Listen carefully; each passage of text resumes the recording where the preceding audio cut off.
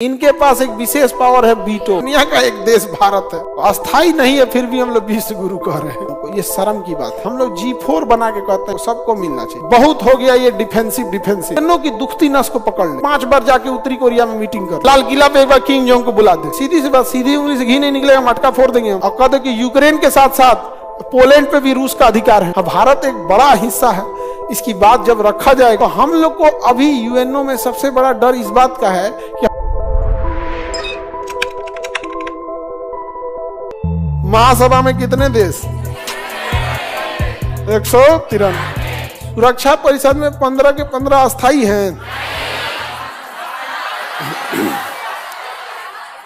हाँ, 5 अस्थाई हैं। सुरक्षा परिषद, अंग्रेजी में सिक्योरिटी काउंसिल।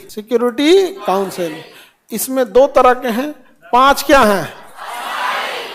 5 अस्थाई और 10 अस्थाई। इनका कार्यकाल होता है 2 साल, इनका कार्यकाल होता है अनंत। ये हमेशा रहते हैं, अनंत होता है। इनके पास एक विशेष पावर है वीटो। क्या है? वीटो। वीटो पावर का मतलब होता है सारा हुआ रहा लास्ट में रोक सकता है। उसे क्या कहेंगे? वीटो। जैसे आपके घर में मम्मी पापा को वीटो है, आप कोनो प्लान बनाए रहेंगे, मान के चलिए खूब बढ़िया प्लान बनाए, एक तो मोबाइल खरीदाएगा, 20,000 का मोबाइल है, 2,000 का कवर है, फिर ऐसे है, 400 का टेम्पर ग्लास है, ये लगा होगा, सब फाइनल। मम्मी भी कह दी कि हाँ बाबू न काला रंग के मोबाइल लियो, नजर न लगतो। तो आपका पूरा प्लान हो गया, सचिवालय से पास हो गया। पापा हैं, आप उनको कहें कि मोबाइल चाहिए, पढ़ना लिखना है नहीं, खाली मोबाइल लेके घूमेंगे यहाँ, बहुत बड़का। अभी कम ना तुम तांडव किया है कि मोबाइल और दे दे, भाग यहाँ से। हो गया, लग गया वीटो। तो सबके घर में मम्मी पापा दोनों वीटो लगाते हैं। किसी किसी मामले में पापा वीटो लगाएंगे, किसी किसी में मम्मी वीटो लगा देंगे, तो वीटो हो जाता है। अभी जैसे तुम लोग बेरोजगार रहोगे, लड़का या लड़की कोई बेरोजगार, तुम प्रस्ताव लेके जाओगे घरे ना कि हमको इससे ब्याह करना है, तो दोनों वीटो लगाएगा। ऐसे दोनों क्या करेगा? वीटो लगाएगा यहाँ से वीटो। लेकिन जब जॉब हो जाएगा तो तुम लोग किस में आ जाओगे? अस्थाई सदस्य। अब तुम्हारे पास ऑप्शन आएगा। अब जब तुम्हारा जॉब हो जाएगा ना, लड़का या लड़की, तुम्हारे पास ऑप्शन आएगा कि देखो तो हमारे नजर में ये ठीक है, ये लड़का या ये लड़की ठीक है, आपका क्या कहना है जिल्ले इलाही? तो आपको पसंद है तो ठीक है, और नहीं पसंद है तो आप मार दीजिए वीटो। आप मार दीजिए वीटो ना, ठीक नहीं है। समझ में आ गया कि नहीं आ गया? तो अस्थाई है, अस्थाई समझ में आ गया? भारत अस्थाई है।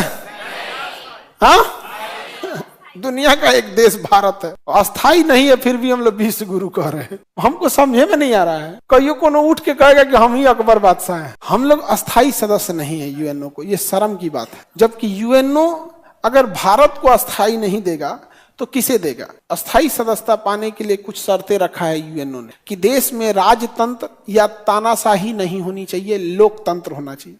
और दुनिया का सबसे बड़ा लोकतंत्र भारत है। अरे चोट्टा, तुम दुनिया के सबसे बड़े लोकतंत्र को अस्थाई सदस्य नहीं दिया है और तुम कहता है ये तुम्हारा उद्देश्य है। कहता है कि वह देश आतंकवाद का समर्थक नहीं होना चाहिए। भारत ने आज तक किसी आतंकवाद का समर्थन नहीं किया है। हम आतंकवाद से पीड़ित हैं, उसके बाद कहता है कि वह देश यूएनओ की मदद करना चाहिए। हम यूएनओ की मदद करते हैं सेना भेज के, हम यूएनओ की मदद करते हैं दवाइयां भेजकर। हम लोग हमेशा यूएनओ की एनडीआरएफ इत्यादि की टीम भेज के मदद करते हैं। हम हमेशा यूएनओ की मदद किए। और उसका कहना है कि यह देश यूएनओ के हर नियम का पालन करना चाहिए।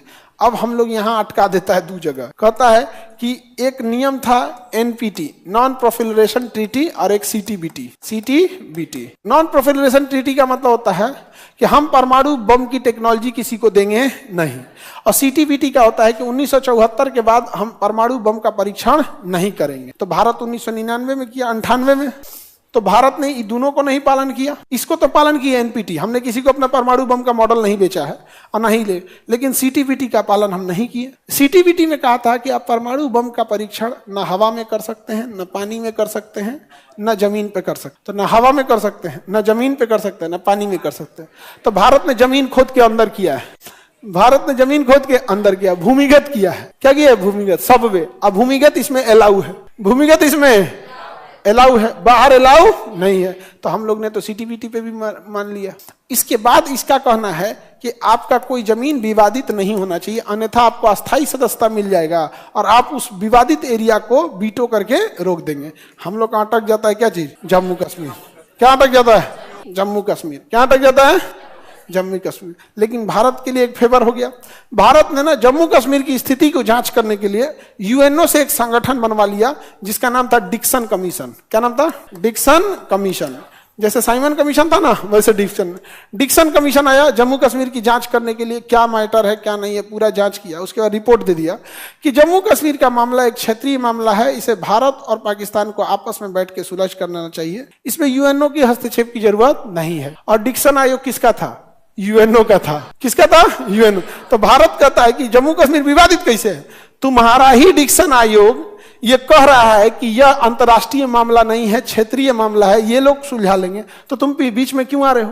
तो हर बात किसके फेवर में आ गई है? भारत के फेवर में आ गई है कि हमें क्या मिलना चाहिए? वीटो मिलना चाहिए, अस्थायी सदस्यता मिलनी चाहिए, अस्थायी सदस्यता मिलनी चाहिए। भारत ये कहता है कि भैया हमको क्या चाहिए? अस्थायी सदस्यता मिलनी चाहिए। अब अस्थायी सदस्यता मिलने के लिए भारत कहता है कि नहीं, ब्राजील को भी मिलना चाहिए, साउथ अफ्रीका को भी मिलना चाहिए, भारत को भी मिलना चाहिए और जापान को भी मिलना चाहिए। किसको मिलना चाहिए? जापान। तो हम लोग G4 बना के कहते हैं हम सब ग्रुप 4 वालों को सबको मिलना चाहिए। समझ में आ गया कि नहीं आ गया? अब सारा चीज तो अटक जाता है कि सपोज कीजिए कि सुरक्षा परिषद में वोटिंग हुआ कि किससे वीटो मिलेगा। किसमें? सुरक्षा परिषद में। सुरक्षा परिषद में तो इसमें कितने सदस्य हैं? 10 + 5 = 15। इनके रूठने ना रूठने से तो कोई फर्क नहीं पड़ता। मान के चलिए 10 के 10 राजी हो गए, लेकिन हाई जो के पास पहले से वीटो है, अगर ई बैला किसी पे वीटो मार दिया तो सारे के सारे लोगों के सहमत होने के बावजूद हम लोग जा पाएंगे? हाँ, नहीं जा पाएंगे। तो हम लोग को अभी यूएनओ में सबसे बड़ा डर इस बात का है कि हम अपना प्रस्ताव लेके जाएं और कहीं वीटो मार के बाहर न कर दे, प्रस्ताव रोक देगा। अब समझिए, ब्राजील के मामले में ठीक है, ब्राजील को मिल जाए क्योंकि इस महाद्वीप में किसी के पास नहीं है। अफ्रीका को मिल जाए, दक्षिण अफ्रीका को कि इस महाद्वीप में किसी को नहीं है, तो इन लोग को भी मिलना चाहिए। भारत को मिलना चाहिए क्योंकि हमारा अपना लॉजिक है। जापान को चाइना वीटो कर देगा, जापान को चाइना वीटो कर देगा, रूस भी वीटो कर देगा क्योंकि दोनों में भयंकर दुश्मनी है। क्योंकि पूरी जापान में अमेरिका की फौज खड़ी है। परमाणु बम मारा था ना अमेरिका इसके ऊपर, तो जापान टूट गया था। वहां के लोग एकदम घबरा गए थे कि कौन मर जाएगा पता ही नहीं चले। जापान ने सरेंडर कर दिया, कहा कि अगर कोई देश मेरी सुरक्षा की जिम्मेदारी लेगा तो हम अपनी सेना ही खत्म कर देंगे। तो जापान ने अपनी सेना ही खत्म कर दिया, अमेरिका की सेना उसका सुरक्षा करती है। आज भी जापान की सड़कों पर यूएस आर्मी घूमती है और अमेरिका उसका पैसा लेता है। उस हिसाब से तो सोचा पूरी दुनिया का हम लोग सुरक्षा कर ले। मार वैकेंसी निकाल सेना की अग्निवीर भेज दे, पूरा दुनिया सुरक्षा कर। तो जापान को रोकेगा वीटो करके कौन? चाइना और रूस। चाइना और रूस। आगे बढ़े। अभी देखो यूरोप में 3-3 को वीटो है, फ्रांस के पास, ब्रिटेन के पास, रूस के पास। हाई महाद्वीप कौन सी है सब? तो हम लोग का सबसे बड़ा बाधा कौन बनेगा? चाइना। हम लोग की सबसे बड़ी बाधा कौन बनेगा? चाइना का कहना है पाकिस्तान भी अस्थायी सदस्य बने। तो कोई बात नहीं, बना दो इसको, तो रूस वीटो कर देगा। बना दो, हम लोग तो कहेंगे हाँ बना दो, इसको वीटो कौन कर देगा? रूस कर देगा इसको वीटो, नहीं तो अमेरिका खुद ही वीटो कर देगा। क्या कहना है आतंकवादी वगैरह सब ये चला है यूएनओ में, वो अस्थायी रूप से तो दिक्कतें हो जाएगा। तो हम लोग को इससे मतलब नहीं है। लेकिन चाइना हम लोग को कभी वीटो करने नहीं देगा क्योंकि चाइना के पॉलिटिशियन हमारे पॉलिटिशियन की तरह डरपोक नहीं है। समझ में आ गया कि नहीं आ गया? वो स्पष्ट जाके वहां क्या करेंगे? वीटो करेंगे। उन्हें पता है कि आज वीटो नहीं किए तो अगर ये अस्थायी बन गया तो हमेशा के लिए क्या बन जाएगा? पावरफुल हो जाएगा। तो हमारे वीटो में सबसे बड़ी बाधा कौन है? चाइना। अमेरिका रेडी है? रेडी है। ब्रिटेन रेडी है। France ready. रूस तो 200% रेडी है। केवल बाधा कौन बनेगा? चाइना। अब चाइना को कंट्रोल करना बहुत मुश्किल है। समझ गया? और जिस हिसाब से हमारे यहाँ डरपोक पॉलिटिशियन है, ये चाइना तो छोड़ो ना, इनको श्रीलंका आंख दिखा के चल गया। श्रीलंका आंख दिखा दिया, मालदीव आंख दिखा दिया, नेपाल आंख दिखा रहा है, बांग्लादेश हमारे नाक के नीचे से तख्ता पलट करके शेख हसीना को बाहर कर। ये चाइना को डरा पाएंगे? हाँ, अरे विस्कन्याओं ने, इनका मीडिया ने साथ दे दिया तो ये अपने आप को क्या समझ रहे हैं लोग? तो ये एकदम उटपटांग है चाइना को कंट्रोल का। सबसे बैल तो ये था ब्रिटेनवा। ब्रिटेनवा क्या कह रहा है? यही ब्रिटेनवा कह रहा है कि भारत को अस्थायी सदस्यता बनाने के हम पक्षधर हैं, लेकिन वीटो पावर देने की जरूरत नहीं है। तो वही हो गया, ब्याह हो जाएगा विदाई ना हो। तो बताओ भाई, हम अस्थाई सदस्य बन के क्या करेंगे, हमको क्या वीटो पावर ही नहीं मिलेगा। तो एक से एक है समझा। तो हम लोग का कहना है ठीक है तो अस्थाई बना दे, उसके बाद हम लोग इंटरनेशनल कोर्ट में केस कर देंगे। There is a discrimination in UNO structure, कि यूएनओ के स्ट्रक्चर में भेदभाव है, हम भी अस्थाई है वो भी अस्थाई, उसके पास वीटो है हमारे पास वीटो नहीं है। तो बाद में ब्रिटेन मान गया कि ना विदाई भी होगा, विदाई भी होगा। नहीं समझे? अरे अस्थाई तो बनने दो ना, अस्थाई बनल रहेगा वहीं हम लोग बैठल रहेंगे यूएनओ में ही। रात में आएगा कोई बंद करना, बंद हो रहा है गेट बंद हो गया, जाओ यही रहेंगे हम। आगे बढ़िए, यूएनओ समझ में आ गया। हम लोग की सबसे बड़ी बाधा कौन है? चाइना को कंट्रोल करना बड़ा मुश्किल है। चाइना कंट्रोल कैसे होगा? हम लोग हिंद महासागर को डिस्टर्ब कर दें, इंडियन ओशियन पे कहें कि पूरा मेरा है, पूरा मेरा है। अब इससे आएगा चाइना का ये दक्षिणी चीन सागर, चाइना कहता है कि ये मेरा है। तो लोग हमसे कहेंगे काहे पगला गए भाई? तो कहा जाएगा जब दक्षिणी चीन सागर चाइना का है और तुम लोग कुछ बोलिए नहीं रहा है तो ये हमारा हो जाएगा, हमको ही मत बोलो। तो यहाँ पर पूरा पेट्रोल भरा है, यहाँ नहीं। तो चाइना कहेगा काहे तांडव कर रहा है? तो चाइना से कहोगे ठीक है, यूएनओ में जब मैटर जाएगा ना तो शांति से रहियो, तुम वीटो उटो नहीं कर। दूसरा एक और चीज है, इंडिया एमटीसीआर का सदस्य है। MTCR missile technology control regime, missile technology control regime. जो एमटीसीआर का सदस्य होता है वही देश 300 किलोमीटर मारक क्षमता से ज्यादा दूरी वाला मिसाइल खरीद सकता है और बेच सकता है। अगर आप एमटीसीआर के सदस्य नहीं हैं तो आप 300 किलोमीटर से ज्यादा मारक क्षमता वाली मिसाइल दूसरे को बेच नहीं सकते हैं और ना ही दूसरे से खरीद सकते हैं। इसलिए चाइना एमटीसीआर का सदस्य नहीं है, चाइना एमटीसीआर का सदस्य नहीं है। यही कारण था कि जब रूस से S-400 मिसाइल खरीदना था तो यह मिसाइल 400 किलोमीटर दूर दुश्मन के किसी भी मिसाइल और जहाज को मार के गिरा सकता है। एंटी एयरक्राफ्ट मिसाइल है, एयर डिफेंस के लिए। अब भारत ने भी यह मिसाइल खरीदा तो भारत को तो मिल गया S-400, लेकिन रूस ने चाइना को इसी दाम में S-300 दिया है। कहा कि तुम एमटीसीआर का सदस्य नहीं है, तुमको 300 किलोमीटर ज्यादा मारक क्षमता के मिसाइलें नहीं देंगे। तो उसकी जहाज अगर उड़ रही है चाइना की तो हम यहीं बैठे बैठे 400 किलोमीटर अंदर जाके उसकी मिसाइल को मार सकते हैं।